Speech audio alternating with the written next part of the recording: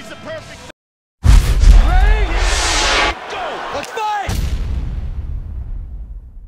You know, I feel like there's a ton of nerves for every fight I've been in. It doesn't matter if it was my debut, even in an amateur. But this last one definitely had a little bit more. There's a lot more factors going into it. I just kind of kept building.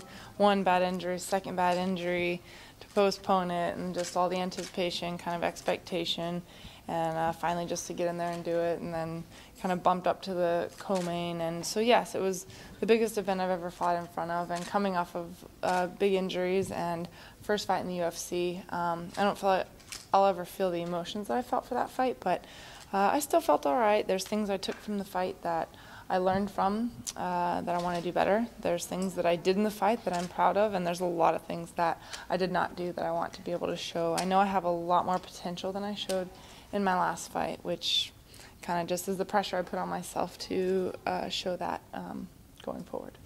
Was it good to be able to be in there for 15 minutes? Was that a positive? Could you turn that into a positive? Absolutely. I think that is a good positive. You know, there's it's ring time, and so that's good. I felt good. I felt comfortable and energetic the whole time. I just wish I would have been a little more aggressive and a little more comfortable with things.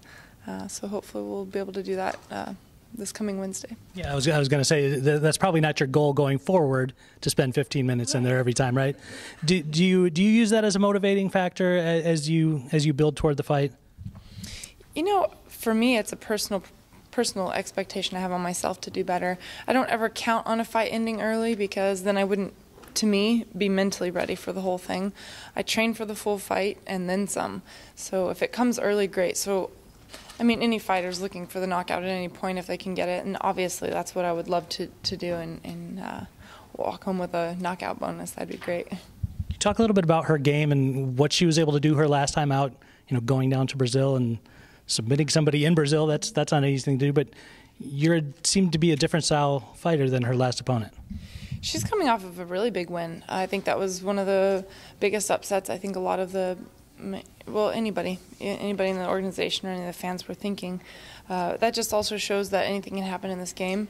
It shows that Marion Renaud is a very, very tough and ready opponent. I know I have my hands full with this fight. I feel like she has a very well-rounded game. She's not afraid to stand. She throws straight punches. She has footwork. She has movement. She has cardio, and she's obviously great on the ground. So we have plan A and plan B depending on what she comes with. You never know what their plan's going to be.